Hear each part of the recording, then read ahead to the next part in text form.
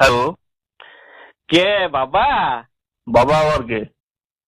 মানে শ্বশুর মশাই বলছেন তো? বাবা শ্বশুর মশাই? আপনি কি বলছেন? কোথায় ফোন করেছেন? এটা ইলেকট্রিক অফিস।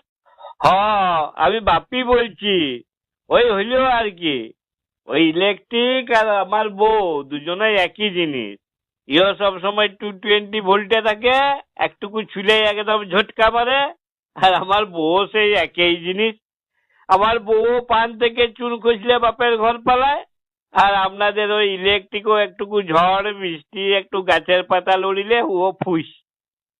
আমার বউকেও আমার শ্বশুর মশাইকে অনেক বলিয়ে কইয়ে অনুরোধ করে বাপের ঘর থেকে নিয়ে আসতে হয়।